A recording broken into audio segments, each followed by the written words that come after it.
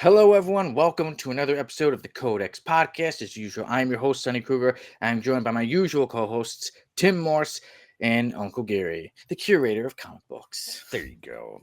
Right here, baby. As we had quite a fun pre-show today. I went to review Marvel 1985, but something happened, and with the camera or with the mic, and I don't think I'm ever going to talk about giving it a rating again. It was so epic. Silence. It was the only eloquent. way It to was be it was told. eloquent. I don't know that Sonny has ever said anything more powerfully No. or poignant. Yeah. Yeah, well, hopefully today I do at least an okay job when we review Cage, the Evil and the Cure, which that will be the story we're reviewing at the end of the show. We got quite a bit of comic book news about Mhm. comics, video games. Like I said in the pre-show, Tim's heart is about to get broken. No, it's Ooh. not. Dan's heart. Oh, I think Tim. We Oh, may you have to think Tim's heart's about to settle be down. broken? We're gonna have to say I Tim. think Tim's got settle something to be very excited about. Somebody just hit the ejection seat in the Batmobile or in the Spider-Mobile. We'll be talking about this. Oh, yeah, soon. But then we have, for the second time, we'll be having a Variant Insanity that started last week on the Codex podcast. And since Sal's not here, he gave me the info so I can have you guys guess, you and the audience guess. He even And- gave us a little intro video for it too. Yeah, so he did say, make sure to play it, and we will make sure to play it. Yep. We have a random panel of the week where somebody, a certain long-haired blonde man, is going to do some butt pounding. Oh, yeah. Now it's important.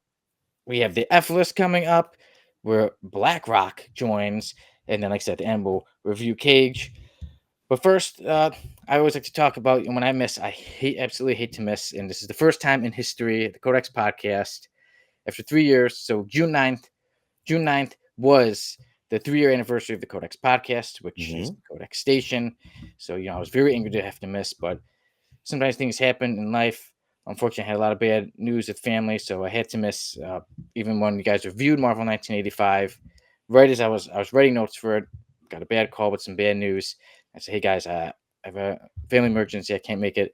So you guys did a great job. Sal did a great job. Thank you, Sal. He stepped in on super short notice to jump in. Twice. Yeah, 2 weeks. Yeah, Sal jumped in on short notice to help save the day. But I'm glad to be back. Glad that I got everything settled. And before, when I missed one episode, I did put in the chat. I said I absolutely hated it, and now I still hate it. I still hate to miss, but now I do feel more comfortable that if I miss the Codex podcast and the Codex station will be okay. Yep. I got a great team, and everyone will carry on and do a great job, and everyone has. So thank you guys. I'm glad. Hey, we missed you and we got you back, brother. Oh yeah. Thank you. I will always appreciate it. It is our pleasure to steer the ship of the Codex podcast. Right into the rocks. That's right. And then I came back. I said, that's okay. Now I need to come back. Tim is dropping too many F-bombs, and Sal is not scolding him like I told him to. I said, Sal, you scold him if he does that. Yep. Well, guys, it's I didn't drop any F-bombs today. Gary dropped the first one, and that was that was in the within a minute. pre-show. That was in the pre-show, wasn't it? So now we'll see what's going on this one. But this is my first time on this month, so we're just Pride Month. Happy Pride Month. Today is Juneteenth. Yep. Happy Juneteenth. So yes, there's a huge things, but also there are some things in June that get a bit overlooked. And I wanted to mention is that June is also PTSD Awareness Month. Mhm. So many people go through PTSD, especially those who are veterans. Like, for instance, my grandfather fought in the Vietnam War, and so did some of my uncles, and it does affect people in different ways. And then also people suffer from PTSD from other things as well, abuse, seeing trauma and tragedies in front of them. So this is also PTSD Awareness Month. And then one more thing is that June 29th is Scleroderma Awareness Day. Now, a lot of people don't know what it is. It is an autoimmune disease where it affects the blood flow in your body, and sometimes your skin may seem to get very hard, almost to seem like plastic-wise. And that is a disease that my mother has. And the actor, comedian Bob Saget was the most known person who spoke out about it and raised awareness when his sister, Gay Saget, passed away due to scleroderma. And with Bob Saget's passing, it's a huge name to not be bringing awareness to it anymore. So I did tell my mom, I said, Ma, I will mention it. I will be the person. I will do my best to spread some awareness. So I'm not that famous. I'm not that popular yet, but I still want to mention that scleroderma is, June 29th is scleroderma day. And one of the signs is if you get, my mom's first sign was that her fingers, when it got cold, not like negative 40-degree colds, like let's say 50 degrees, and her fingertips were starting to get like black and blue. And Oh wow. of it. So I want to make sure to, anything like that, get checked out. It's better that especially with my mom, that it was caught early. So she's on medications and things like that. So everyone take care of yourselves. And like I said, I got to bring that up. Got to bring it up for my mom. I love my mom with all my heart. Those who know me, a lot of those know that I am a mama's boy. So I said, I'll have to bring it up for my mom. And now we can move on to some good news. I got to do a lot of talking about me, what's going on, about all these things going on in June. And then now I can do some more talking because there is quite a bit of news. We can go on to the rundown.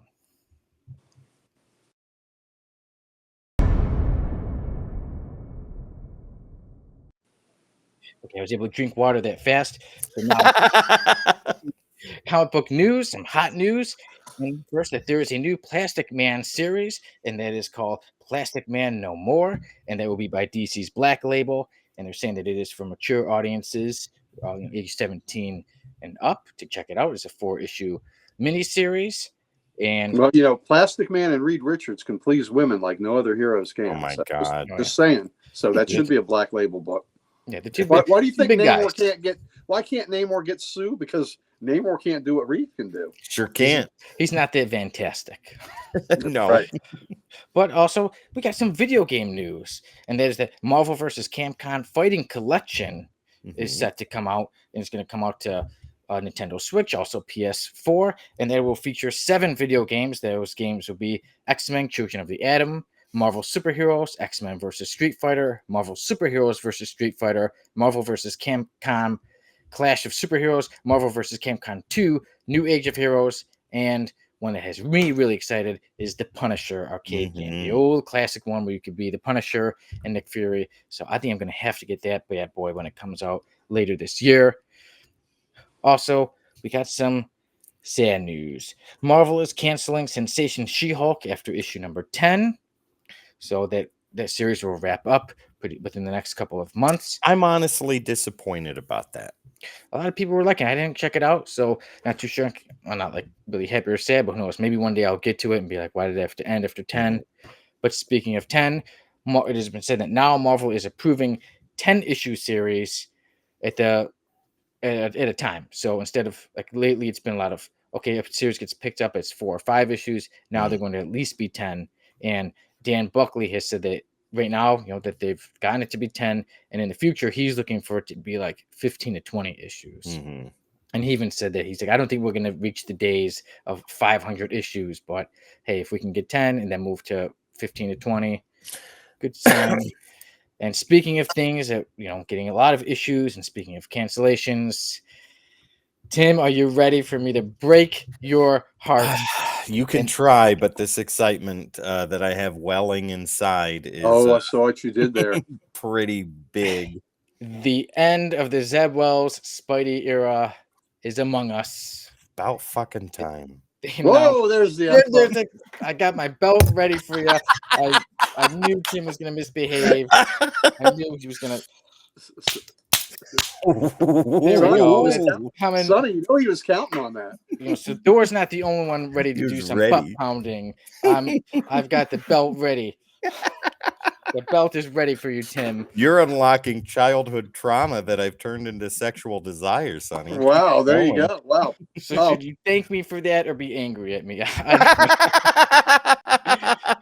But Tim, what's the old joke? The masochist said, "Hurt me," and the sadist said, "No." You're right, exactly. Gosh, that's a new one. I'll have to remember that one.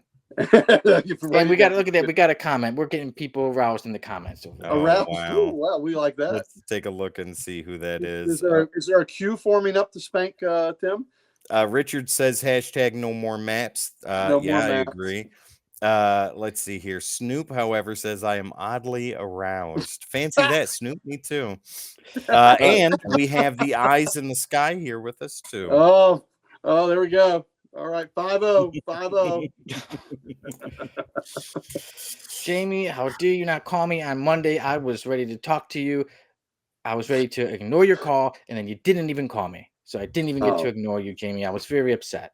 He beat Yeah, you that's to it. terrible. He ignored me before I got to ignore him. Pretty rude of him. Pretty That rude. was very rude. What was he thinking? Tim, that's one. Oh, buddy, there's gonna be more when we talk about Zeb Wells. Let me tell you.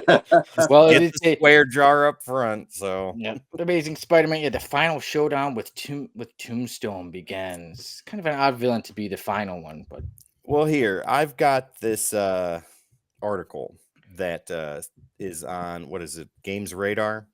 Yeah. So Jamie says in the comment that he called me from out the window and I never answered. oh, there you go. And for that, I'm sorry. All right. So No excuses. I'm sorry that I did not hear you, Jamie. You didn't hear that yodel from Wisconsin? I did not. We'll go ahead and talk about this now. Get it out of the way. Everybody's ready for the epic rant. So Zeb Wells and John Romita Jr. will end their Amazing Spider-Man run this fall with Spidey's most brutal battle. And this is written by George Marston on Games Radar, and you can find it on there as well. It says Zeb Wells and regular series artist John Romita Jr. will be exiting Amazing Spider-Man after one final arc. The article goes on to say writer Zeb Wells and artist John Romita Jr. will be concluding their run on Amazing Spider-Man with one final arc in which Peter Parker will take on Tombstone in a brawl to win it all, which Marvel is billing as Spidey's most brutal battle. Already, that's a lie. Marvel's announcement doesn't specify how long the final arc will last, we do know that it'll follow up on Spider-Man and Tombstone's upcoming battle in Amazing Spider-Man number 56, Legacy number 850, and that Amazing Spider-Man number 58 is being billed as the true kickoff of Wells and Romita's final arc. I like what Dan said in the comments. Wait a minute. So is issue 58 the beginning of their final arc? Yes. Or is that their final issue? It's the beginning of the final arc. So it's going beyond 58. On 58, yeah, it says the final showdown with Tombstone begins Yeah. September 2024. Yeah. Dan says unless Tombstone is powered up by the entire Infinity Gauntlet, there's no way it should take Spidey more than 3 panels to beat his ass. That is absolutely true. So right, yeah. I'll let you guys get your opinions out of the way before I tell you guys the truth. So go ahead. Yeah, that's the end of the Zeb Wells Spidey era. Well, okay. I'm more excited what you guys want to say. I'm just hoping that we finally find out what the hell it was that Peter did. I've been waiting. I've been waiting 50 plus issues for this. Now, as a caveat, I did admit something very shameful to Tim yesterday, that I kind of enjoyed issue 50. There was a classic Spidey Green Goblin fight with Norman that I liked. I did like it quite a bit. And so... And I told you I'd read it. Yeah. Check it out. So I will admit that I liked it, but I think the reason I liked it was because all this other nonsense they've woven into the backstory with Mary Jane and her friend Paul, that's her husband or whatever the hell he is, and their disappearing children and the jackpot crap and all this other stuff that is such garbage. Yes, there you go on that one. How Spidey kicks that. One reason why the maps were so good is because that took away a whole story page that you didn't have to read from Zeb Wells. So there you go. But on that Spidey Goblin issue, I did like that. So that would have been a wonderful place to say goodbye. But and that's fair, right? Because like my hatred for the entire Zeb Wells run is just me. I know there are other people that are more vocal than I am about it. But here on the Codex podcast, I think I'm the outlier because you and Sal really enjoy it.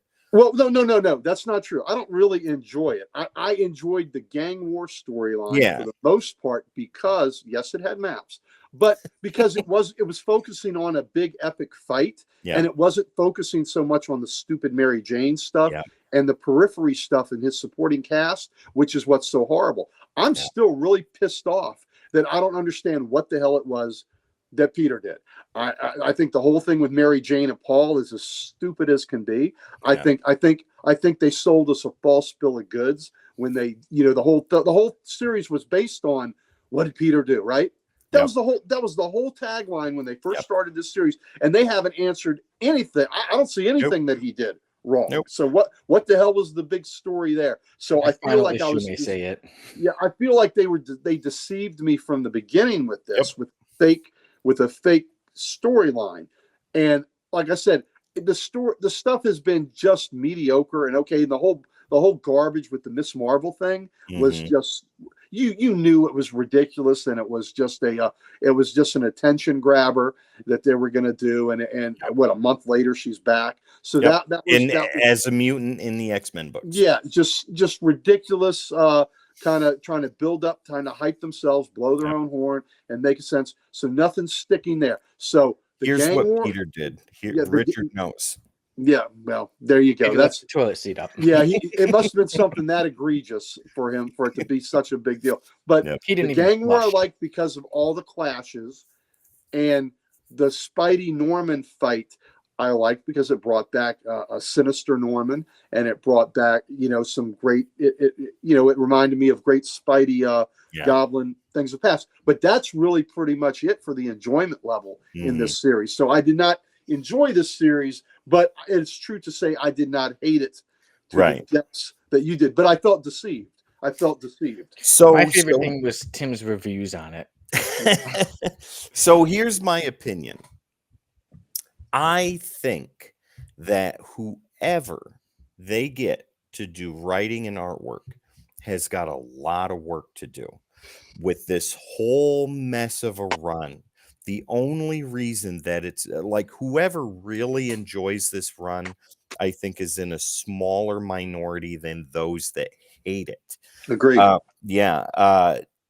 Nearly everybody I've spoken to in one way or another really dislikes everything that Zeb Wells and the editorial staff for Spider-Man has done to this character.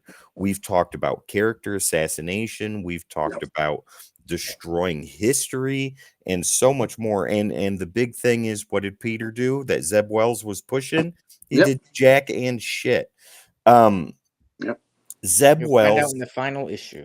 Exactly. Zeb Wells, I think, has been the worst writer I have ever seen on Spider-Man, and I cannot wait for him to write his last word and punctuate his last sentence so that way he can put that fucking pen down and get away from this book, so that way the rebuilding process can begin and people can start to come back to their favorite character in the 616 universe. Spider-Man, Gary, we've talked about this.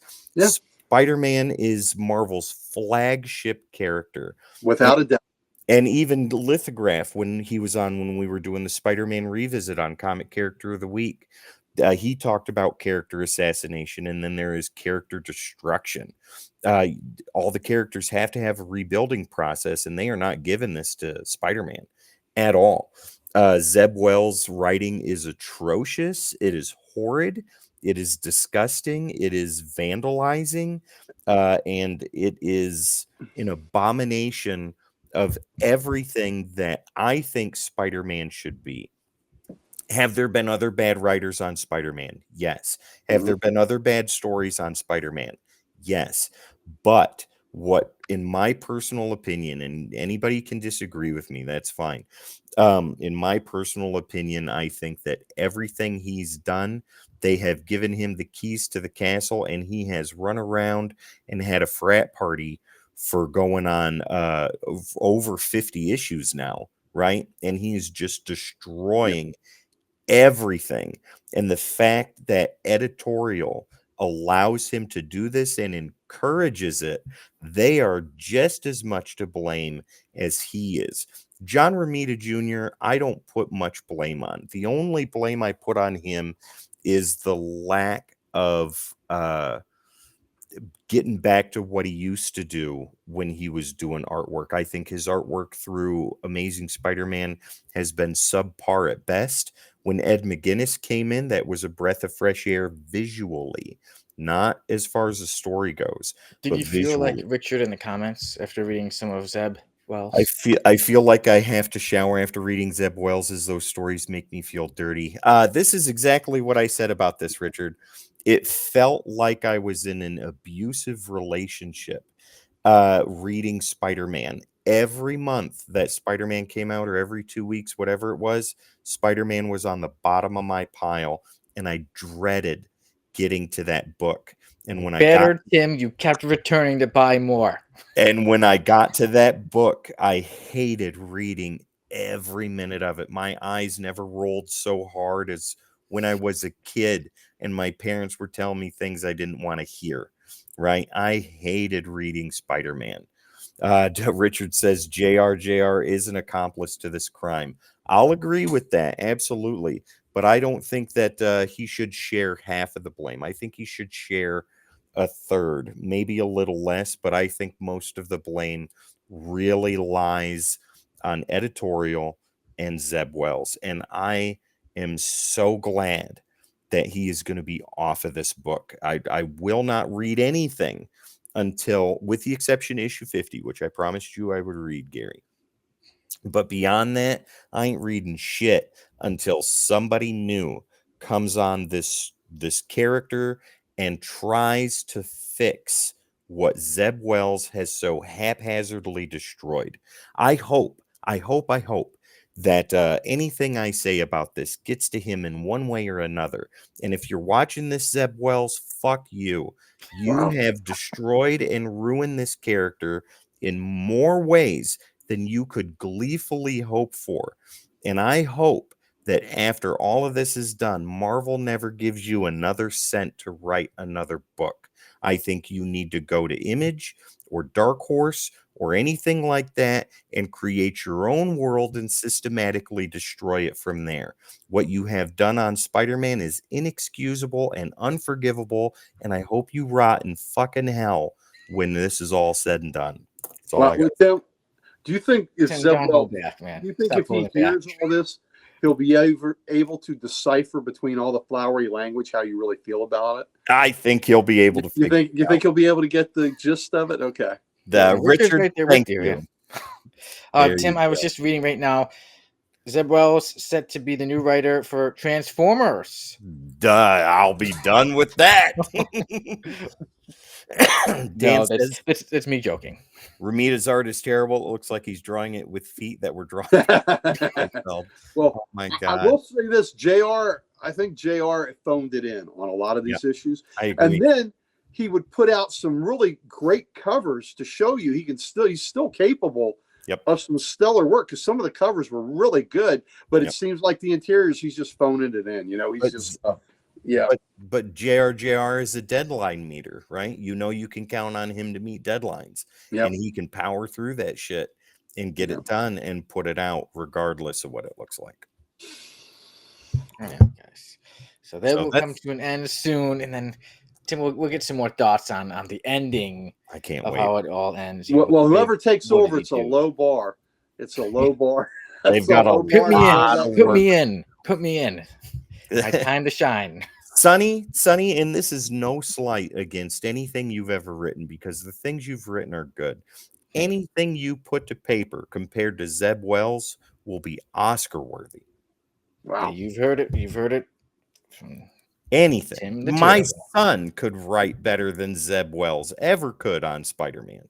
I think Sonny's getting really excited about having a little gold naked man statue in his house now. Do it. Hey, I got those PDF trophies. The next thing is to get the naked gold guys. That's right.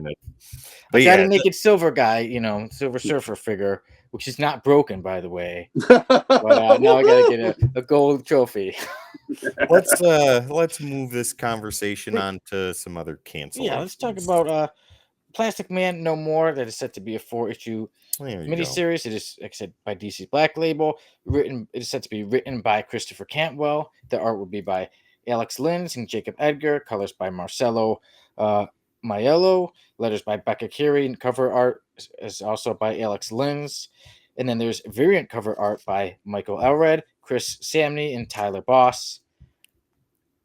I agree, Snoopy. I hope so. Pull the Dallas treatment. Yeah, Spider-Man wakes up and had those issues are all fake. Yeah. Yeah. Plastic Man set to come out September 4th. I'll check that out. I'm excited about that. I think it'll be good. Yeah, quick. I think they're like 32 pages per issue. Mhm. So good, quick story.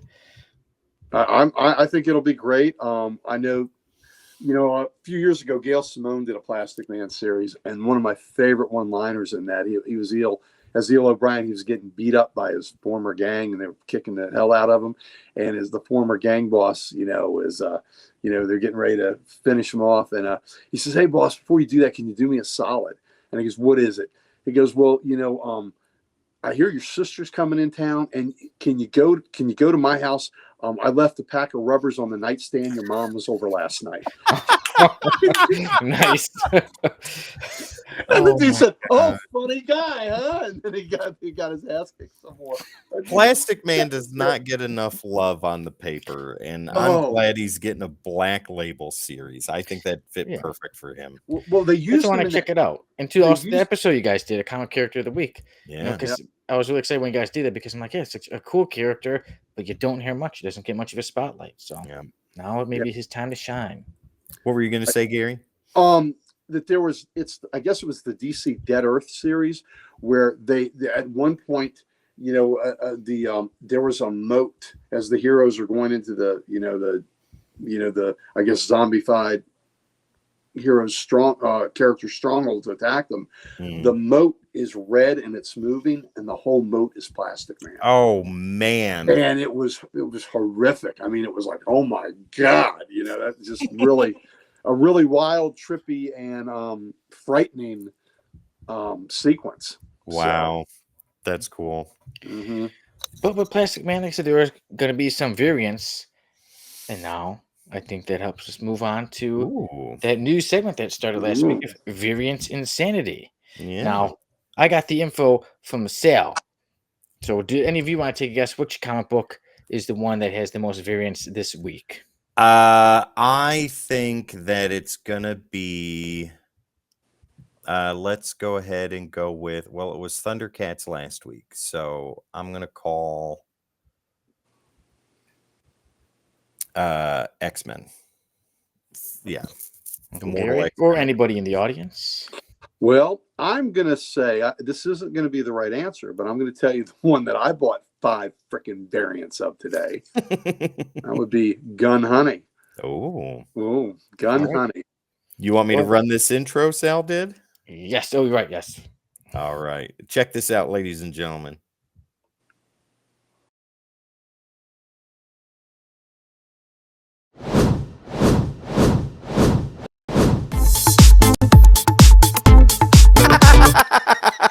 Awesome.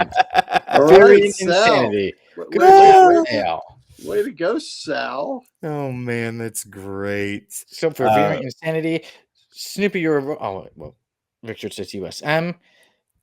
Snoopy, you are wrong with XXX-Men. The answer is the comic with the most variants this week is Teenage Mutant Ninja Turtles, The Last Ronin 2, Re-Evolution #2.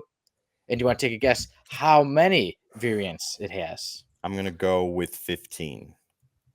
I'm going to go. Is it a #1, that book that came out today? Is it #2? It's #2. I'm going to say 18. Anybody? Uncle Gary is closer, but not correct. Here we go. Way off, Gary. Nope, Uncle Gary, not too way off. But for the Teenage Mutant Ninja Turtles, The Last Ronin 2, Re-Evolution #2 has 26 variants. Oh, listen, I almost... Dan guessed 23, but yeah, 26. That number again. I was almost going to say the alphabet. Let's go with 26 because that's the alphabet. And I thought when you said it was a second issue, I said, well, that's too much.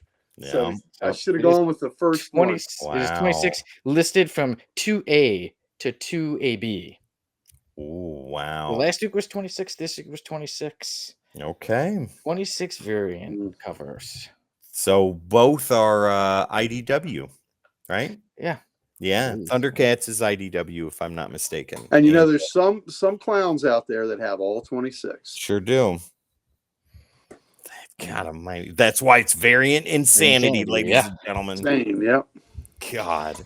Good catch, Tim, on remembering to do the intro. We Yeah. got your intro in, Sal, and we'll make sure to do it every week from now on. They're going to milk that last Ronin idea until it's shriveled up and dry. Yeah, just like a That's- turtle out of water. Zeb Wells is going to jump on that Oh, and I put it in the hope not. ground. Richard, I agree with you. It's killing the industry. There are so many variants out there right now that if you are a variant hunter, it is impossible almost to get them all. I think that needs to be cut down like to 10 max because you I can agree. do a lot of good stuff with that.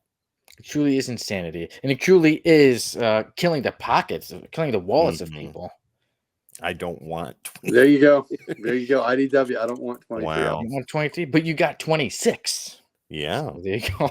If you don't want 20, you have 26. Well, listen, I'm a sucker because, like I said, I bought 5 gun honey covers. Yeah, but I bet those were awesome covers, though. 25 more to, or 21 more to go. 2 of them are naked.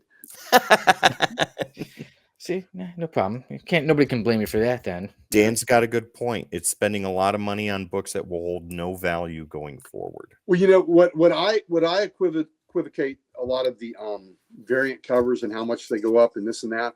I think it's the comic book equivalent of day trading. Mm-hmm. You know, because day trading is very volatile on the stock market.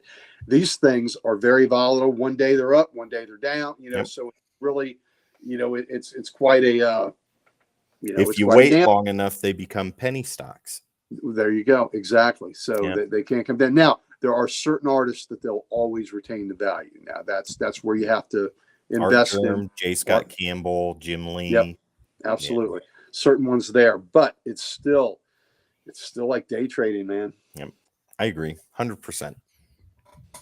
Nobody says that this is what killed the industry in the 90s. That's exactly true. Yeah. Yeah.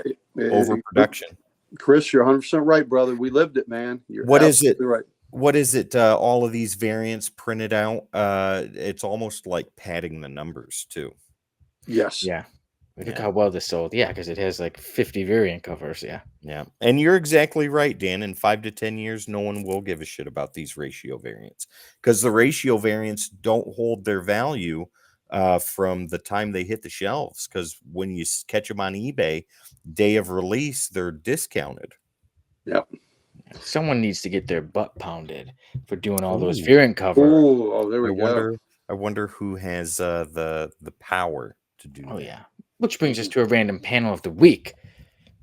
Oh, bear with me 1 second. I am Tim's really asking Tim's really asking for that butt pounding today. I am. Tim got excited. Oh my God. Lead us up to it, Sonny. Lead us up to it.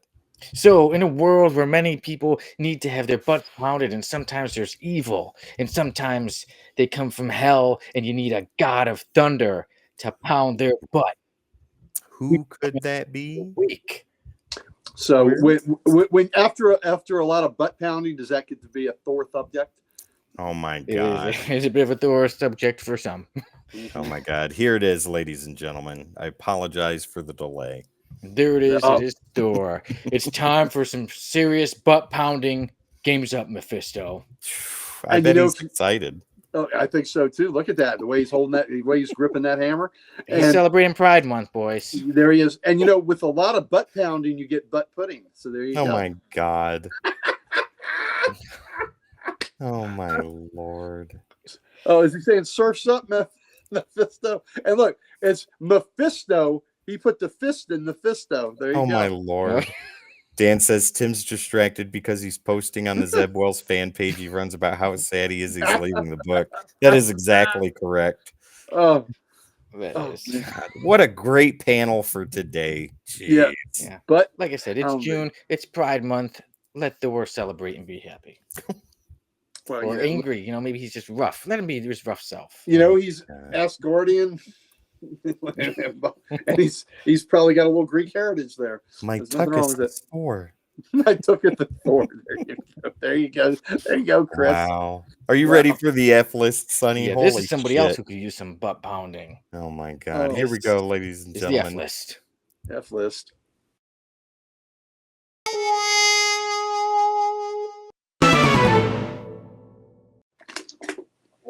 And this week, the character who joins the F list is Blackrock.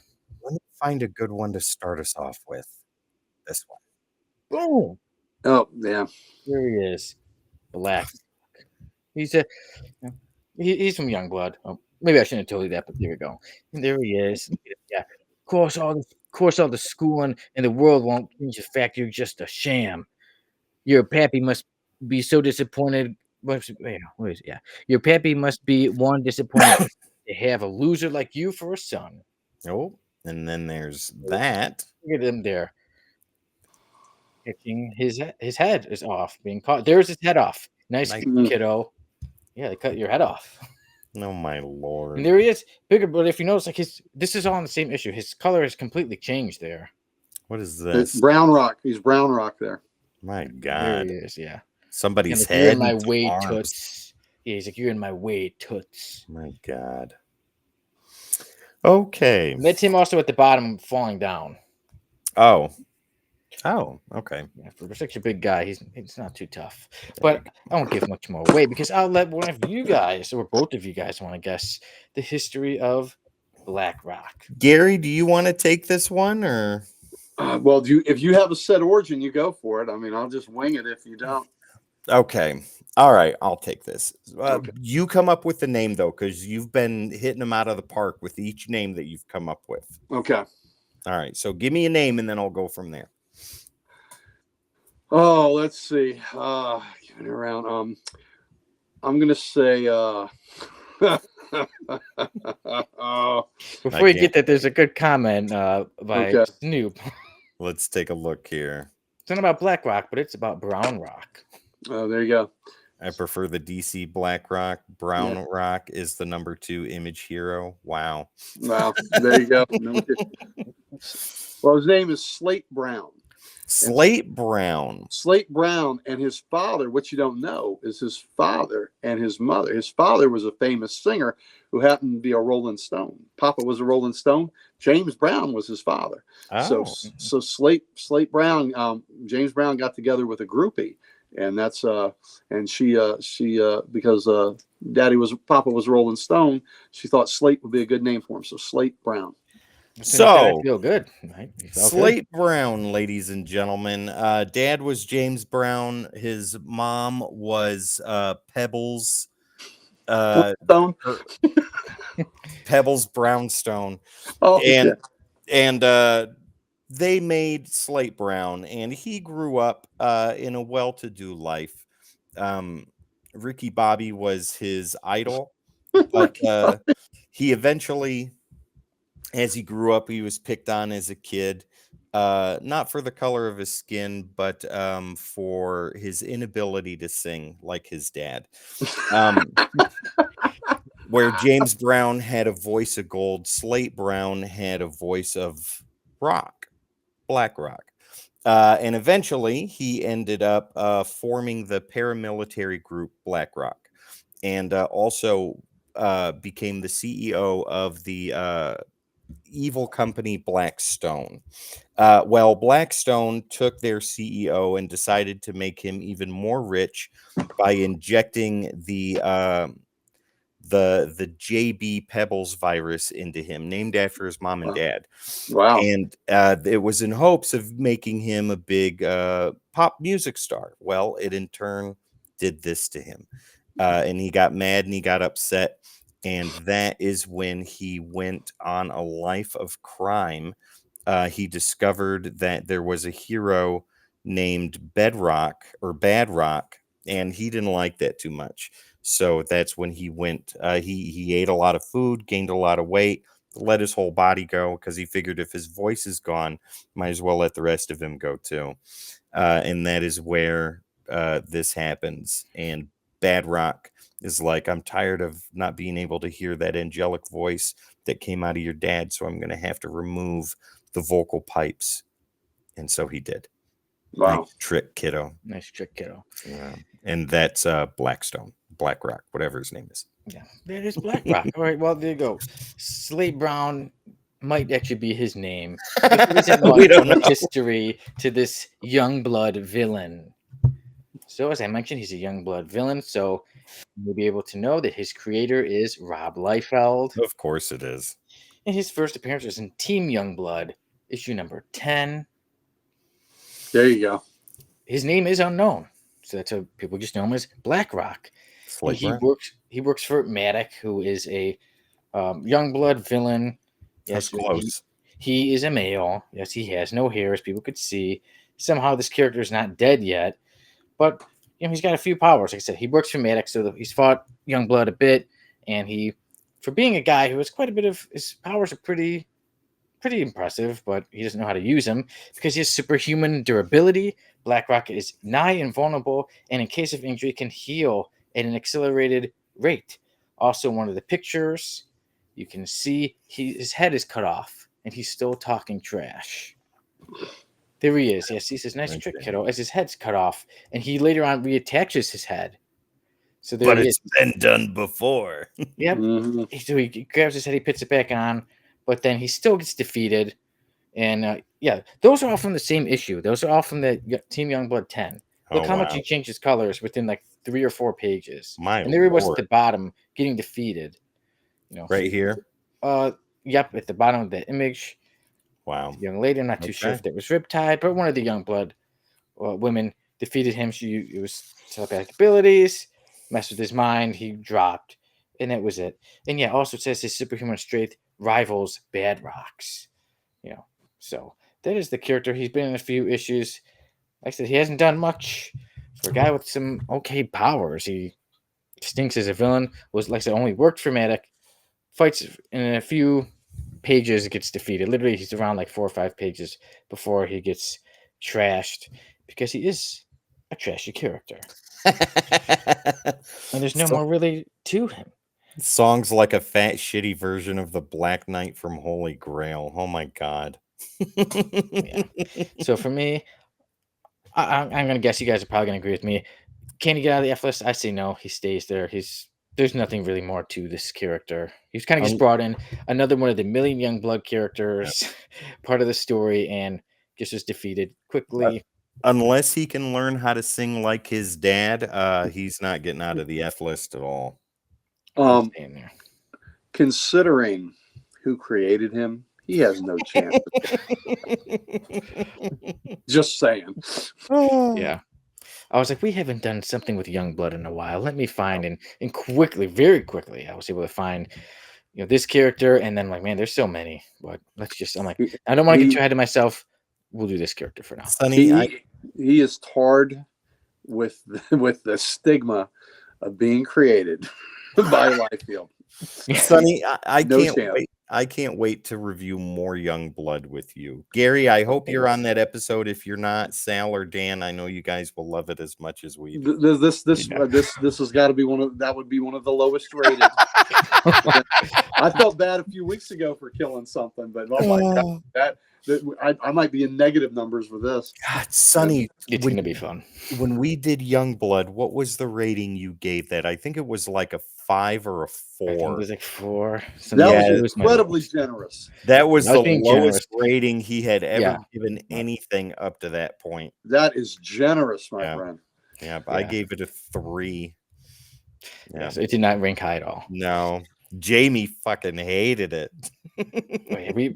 Nobody. That was the lowest rate, the lowest rated comic. It's unbelievable that we could rate a creator who's better than any other creator at that right. level. Exactly. I know, doesn't that blow your mind? How dare we?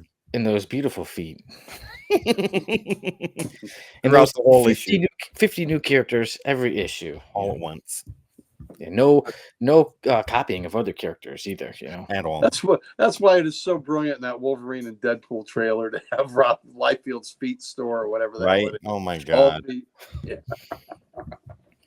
But next week we will have more F-listers, and every week more F-listers, more random panels. Mm-hmm.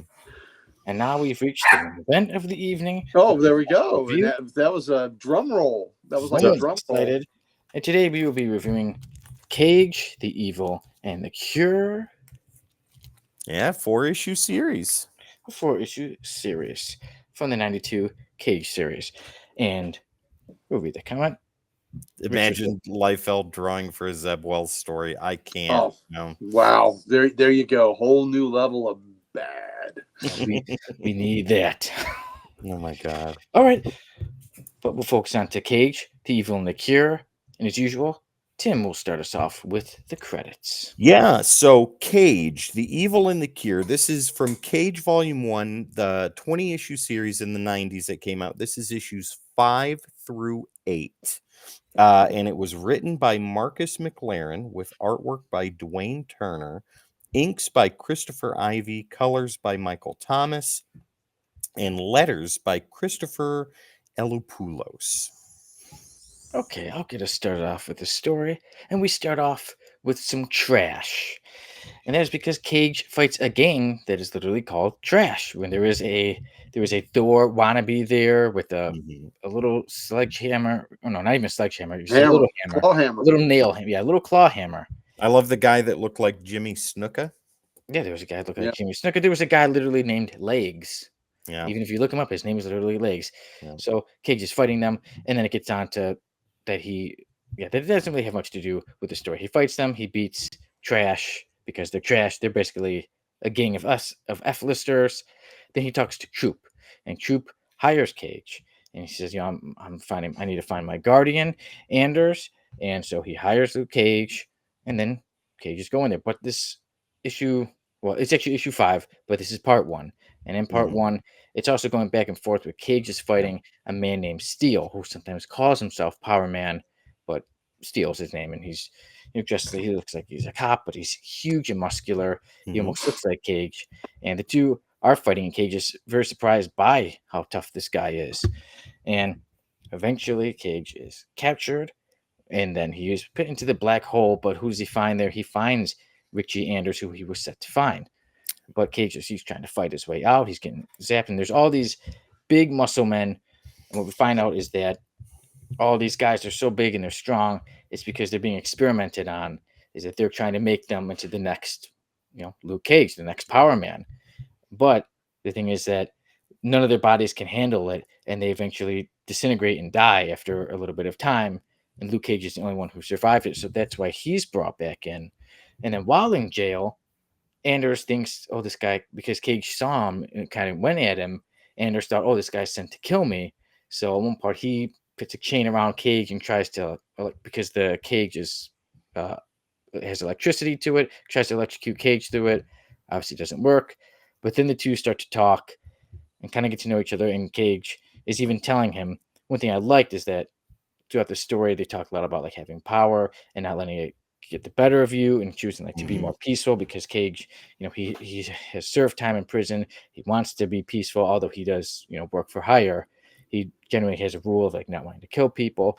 One thing I liked was when he said to Anders, he said, "You're the only one who can change your world, man." And there was a lot of things like that talking about, you can change yourself. You have to want to change your life. And that was something I did like. And then we do see Dr. Noah Bernstein. He is the one who uh, created the experiment that turned Luke Cage into Power Man. So he's the one experimenting on them. And then him and Cage do talk. And Bernstein tells that, hey, I'm doing this. They have my wife. They're threatening my wife. And he even goes to shoot Cage. Never late, bougie, always on time. You're always Okay. glad you could join the party, my friend. Yeah, and you could always rewind and check out the rest of the episode before we got to this point. And yeah, we're going over Cage, the Evil and the Cure. So back to the story that Dr. Noah Bernstein tries to shoot Cage. Cage stops him. Obviously, we knew the Cage wasn't going to die Mhm. there. But then Cage is brought back, and then he is fighting to get loose. And he does break loose, and he's even telling the cops, the security around, like, break free, go ahead. And two of them say, okay, you know what? We don't have much time left to live. Let's just go out and live our lives with what little time we have left. Yeah. And then we get quite a few interesting special guest appearances, and that is the West Coast Avengers. That's when we Mhm. see Wonder Man, we see US Agent, and then we see Hawkeye say, hey, we got this message. There's a lot of stuff going down by the black hole, but Wonder Man says, hey, I remember that was the Volt. So they go off to help out with the West Coast Avengers. And then we also go back to Cage, who is free, but he can escape. But he said, hey, I got to save my friends, Mickey, who was one of his friends. Yeah. They He was a followed him. reporter for the Spectator. Yep, the Chicago Chicago based. Spectator. Yep. So the two, yeah, and in issues previous, they had even though they worked together, they had kind of gotten close. So even though they worked together, he kind of is a friend to Cage. So he was following. He was also trapped. And then Anders, the guy who Cage was looking for, was trapped. So as Cage goes to set them free, that's when he sees who is behind this, and that is his enemy, who has been the villain in the Cage series, and that is Hardcore, who is also working for someone mysterious. And that's the halfway point of the story, and I'll stop going through a run through right there. But with this story, I picked it because I have been reading the Cage series, but I thought, it'd be interesting because this is the next story I'm on. I'm going through the whole thing, and I'm guessing you guys aren't going through the whole Cage series. So I'm like, it'd be good to get different opinions on it, because there are parts throughout it that they'll have other characters like Dakota North and Anna Medina. So there are parts that go with the other parts. Yeah, I noticed that there earlier. was like a subplot going on that had taken place in the 4 issues prior. Yeah, so, and one of the reasons that I picked the story is because issue 4 is one of my Genesis books, but deals with the Punisher and Nitro and all that. So it was an issue that I loved, and I was okay. Now I'm onto this. Let me pick this one, and then, so like I said, so there's the little subplots, and the big thing is the evil and the cure, finding a cure of the Power Man. I guess I would say serum, and I did like the guest appearances of the West Coast Avengers. But for me, this story, there was highs and lows. When I started, I thought I was expecting it to be a little bit more, maybe because I really liked 4, and then 2 was one of my favorite issues of it. And then there were certain parts where I feel they would let the ball down a little bit. For instance, cover of issue 7, you see the Scarlet Witch there, but she does not appear in there At all. They should have just put U.S. Agent, who was there instead. And then also, one thing with the West Coast Avengers is that there is a big, wonderful battle between Luke Cage and Wonder Man, which is, I think, one of the highlights of the story. And I think at the last issue, they really could have used that as a cover. I mean, I think showing Luke Cage squaring off with Wonder Man would be... That went over 2 issues, them kicking the snot out of each other. Yeah, so that was a big thing, and I think it would grab a lot more people's attention. And like I said, it wasn't just a couple panels. They gave each other a couple punches. It was a true fight between the two great characters. But yeah, there are points I felt that would come up, then points I feel a little left down. Even one thing at the ending where a character dies, and I thought they really dropped the ball. They could have made it emotional. They could have done something really big with it, and it kind of happens in the background. So it was like a bit of, so for me, ups, downs. There were points where I like the artwork.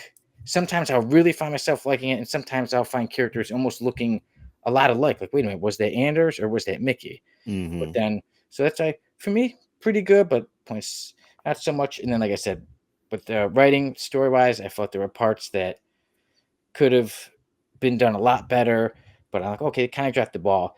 But overall, me, as someone who's going through the whole series, I thought this is a good story arc. Like I said, I like the big appearances, like I said, Iron Man, Hawkeye, Wonder Man. I think it's good. I don't think it's a must read, but I would still say check it out. I liked it. I enjoyed it. I think some people will enjoy it as well, but I don't think it's a must read. I think it's a good story. I give Cage, the Evil and the Cure 7.7 out of 10. All right. Well, whichever of you two gentlemen would like to go first. Gary, you want to go ahead? Sure. Take a stab at the story with the guy with the hard skin. So I originally bought issues 6, 7, and 8 of this because of the West Coast Avengers appeared in it. So I didn't buy 5. So I had never read 5. So I read 5, and then I refreshed myself on 6, 7, 8. So I remember at the time that being a little underwhelmed when I read it at the time. So when I reread it this time, that feeling still held true to me. What I thought, it was an interesting concept for a story, but I thought the writing was just all over the place. I thought, I know nowadays we don't have a whole lot of word balloons and stuff in comics and things like that, where people are used to not reading any. But this, even for its era, this was heavy with word balloons. A lot. I thought too much. I thought it was just way too much, and it took away from the art and the panels and things like that. And it just, I just thought it was way too much, way too heavy, way too convoluted. I thought the initial concept was pretty good, It did perk up for me a lot when the West Coast Avengers get in there. Now, granted, I'm a Wonder Man guy, so I really did like the fight between Cage and Wonder Man, and it was a Donnybrook. It was really good, and they were used, the same principles that powered Wonder Man were kind of behind what powered, what Cage became Power Man, and before that, there was a Power Man who became Atlas and the Thunderbolts. So this is kind of going on the same creative process to create these superpowered heroes. But at the end, where Wonder Man did have Cage up in the air, holding them by one hand, was a pretty awesome Simon picture. But they did pound the hell out of each other. But it's one of those things. It was a great fight, but it's kind of ridiculous where they really needed to catch the guy that was trying to poison and release this virus, creating these metahumans on the world. And they're too busy slugging it out. So it went on. It was a great epic fight, but it was kind of went on too long there. But I just think the story was all over the place. Like Sonny said, they could have had some emotional, heft to the death of that character, but they really did it. It was in the side. It was just like a side view. And Iron Man was in it. U.S. Agent was in it. But really, except for Wonder Man, you didn't get it much West Coast Avenger action out of it. So it just seemed like the story was just all over the place for me. Now, I do understand that there were elements in there with Dakota North and with talking about Cage's father, who was maybe deceased, and his brother and things like that. There's subplots going on. So I don't count that against it, because they're weaving subplots for future issues. But the main storyline about these, they're experimenting on inmates and people they pick up with no family or anything, and they're charging them with these superpowers, and then they end up disintegrating and all that. I thought it was a neat concept. Of course, it's been done before, but I still thought it was a good concept. But the fact that it was just all over the place. So I didn't care for it. I just thought the story could have been so much more tighter and could have been so much less wordy with all the, I thought, needless exposition by a lot of the characters.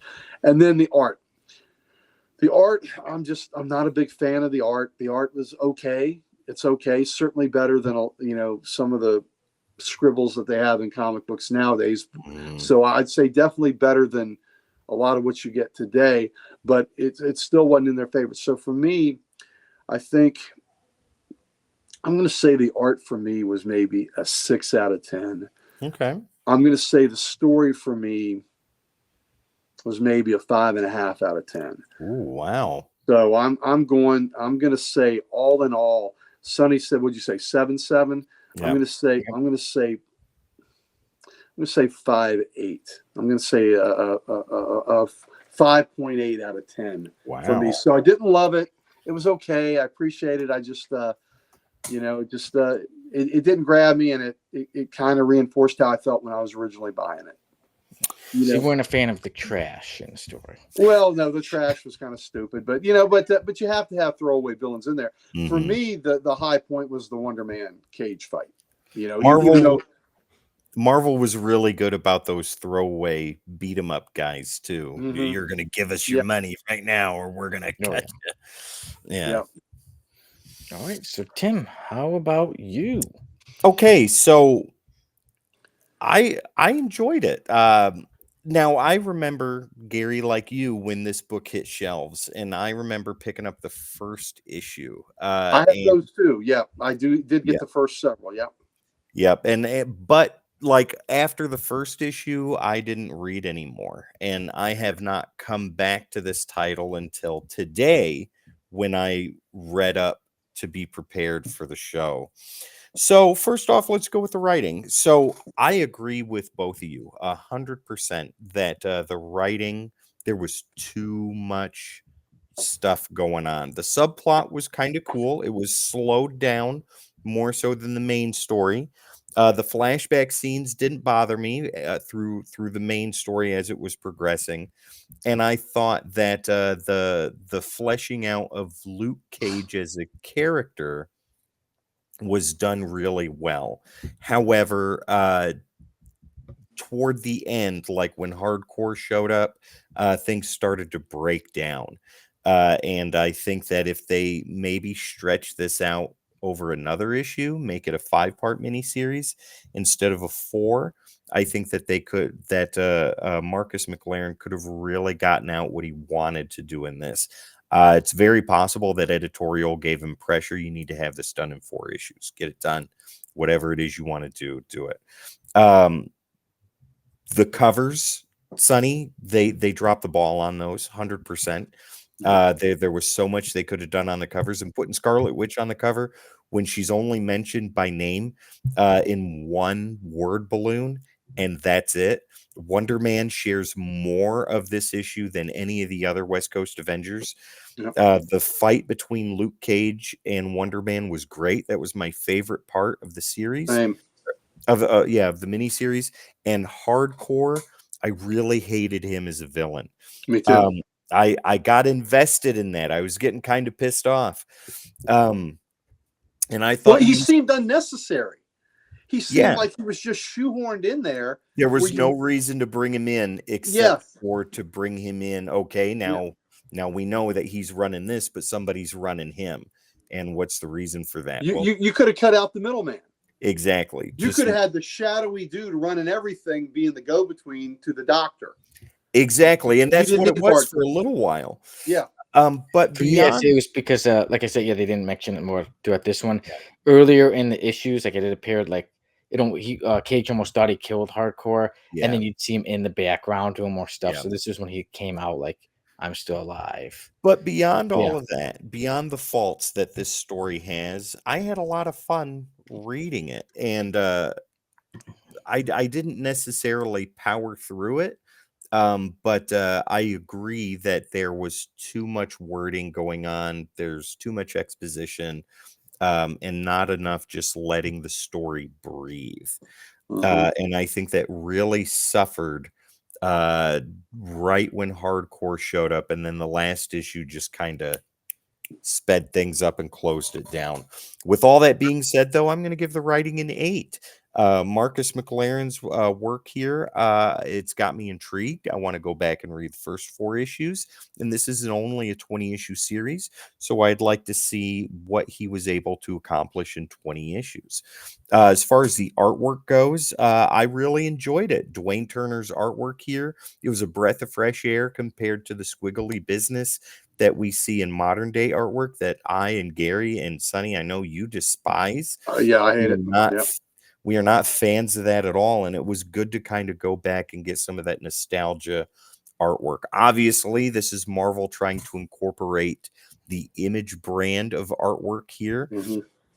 But Dwayne Turner, I think, did a really good job. I agree with you, Sonny, that some of the characters looked exactly the same, and I had a hard time differentiating who was who half the time, with the exception of Luke Cage, because the only way I could differentiate him was with his boots. But beyond that, I think his line work was tight. I think his depiction of Wonder Man was wonderful. He did a great job with Iron Man and US Agent. I think he did really good depicting them. When he did a lot of close-ups, that turned out really well. He put a lot of attention to detail there, and I was really excited about that. Let's not forget the inking by Christopher Ivey and the colors by Michael Thomas. Both of those guys put exceptional work in there to make the book look visually appealing. Now, this is 90s goodness, ladies and gentlemen, and it is every bit of 90s that you can see here. But if you're a fan of nostalgia, this is a series that kind of flew under the radar, and it'd be good to go back and check something out. So artwork, I give an 8. Overall, I give this an 8 out of 10. I think it was a fun read. It's not the greatest story in the world, but I think that if you've never read anything about Luke Cage before, except for base surface knowledge, this is a nice solid thing to just kind of dip your toes into and see if it's something you want to go with further.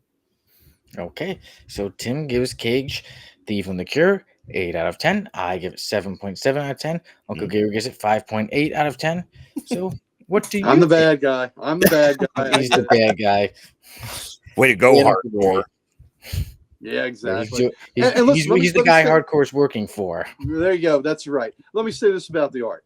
Even though I didn't love the art, it's certainly a hell of a lot better than most of the stuff is churned out today. So Yes. let me say that. So I'm an even harsher critic on the stuff today, but it just wasn't quite my style. Maybe I could Sweet Christmas. Maybe I could. You know what? You're gonna up it. I'm gonna say I'll give the art a 6.0, and I'll give the story. I'm gonna give the story a 5.8, and we'll make it. Oh no, shit, that still doesn't do it. You want to make just the overall an even 6? I'll give it a 6. I'm grading on the curve here. There we go. So I definitely thought the art was better than the story. Yeah. Oh yeah. 100%. So let's say I'll give a 6.0, so I'm not as big an asshole as I was a few minutes ago. All right, so there we go. 6 out of 10, 7.7 out of 10, and 8 out of 10 for Cage, the Evil and the Cure. That's going to be fun editing the number change. Yeah, there you go. Oh, you can let it go. You actually, I'm changing mine. Yeah. I think I'm gonna go with. So there we go. Anybody watching, what do you think of the Evil and the Cure? Let us know in the comments. And like I said, if you always have any more, if you have any more comment, if there's anything you would like to see us review, put in the comments. Let us know. We love to review things every week here on the Codex Podcast and other videos too on the Codex Station, not just here on the Codex Podcast. We're always reviewing new stories. So that now we've wrapped that up with Cage, the Evil and the Cure. And Uncle Gary, do you have a pick yet? Have you come up with the next story arc you'd like for us to review in a couple weeks on the Codex Podcast? Since you put me on the spot with it, I already said I was leaning toward it, and you all haven't read it. We're going to do by Mark Waid, Tower of Babel, JLA. I'm excited. And it has a jaw-dropping moment in it where you're like, oh, wow, and early on, and I'll have a story when we talk about it. I got to talk to Waid about that moment, and he had said for years he had this idea, and he was so scared that somebody would think of it before he got to put it on paper. So they'll leave you with that intriguing concept there. So all right, yeah, Snoop, Tower of Babel is pretty. I'm excited. Good. I've heard great things about Tower of Babel. It's a story that I've wanted to read. I just have never gotten to.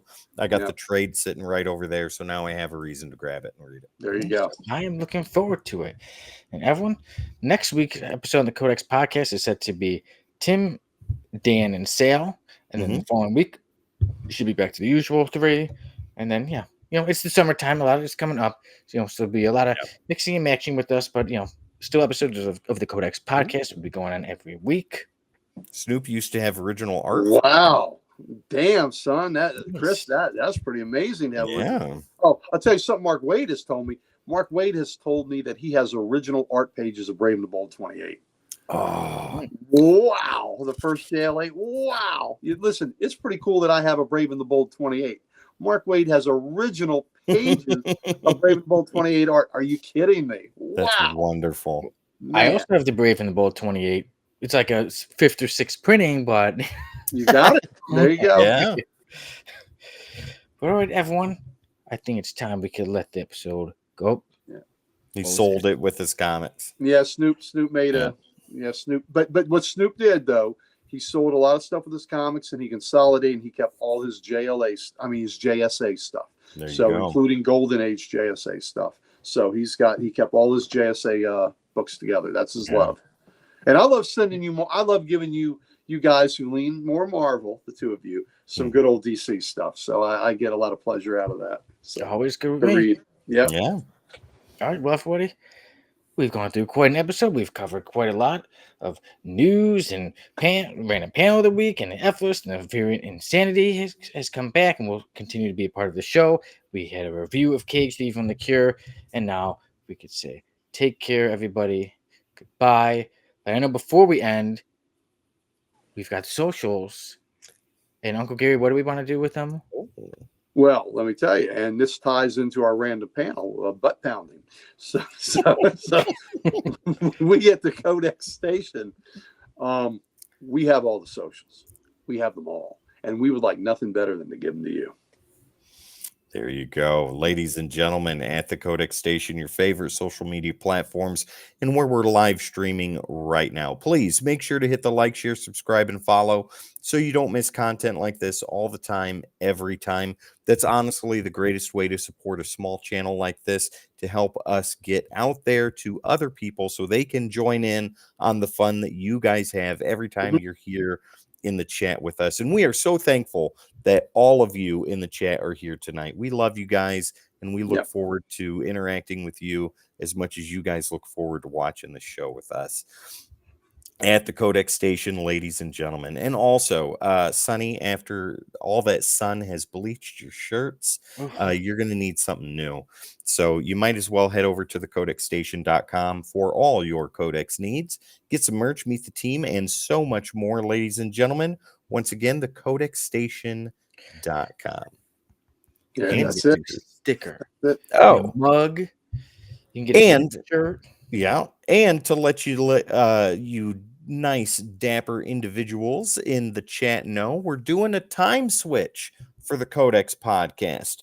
So next week, going forward, we're going to be moving up an hour ahead for whatever time zone you're in. So it'll be 8 o'clock Eastern, 7 Central, 6 Mountain, 5 Pacific.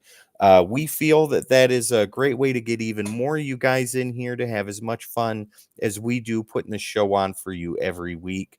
And we hope you guys will enjoy the time change, and we'll see you an hour later every week. Ladies and gentlemen, I got some kind of gnat flying from my face. Same here. All right. Let's go fight these gnats, Tim.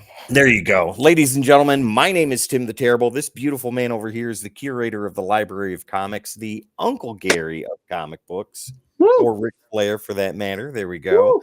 Uncle Gary himself. And down below is the PDF award winner for most podcast episodes awarded to. That would be Sonny Kruger right there. This is the Codex podcast right here on the Codex Station. And before we get out of here, Sonny, I need to hear 2 beautiful words. Do you know what they are? Gaping holes. Oh, wow. You said that with a lot of emotion. I like how you did that. Be still my heart. Man. Gaping holes. We'll you know see. What caused them? Hulk 180. Oh my God. I thought it was That's wonderful. Ladies and gentlemen, we love you. We'll see you later. Bye. One more time. One more. Gaping holes. Gaping holes. Thank you. Thank you. Thank you.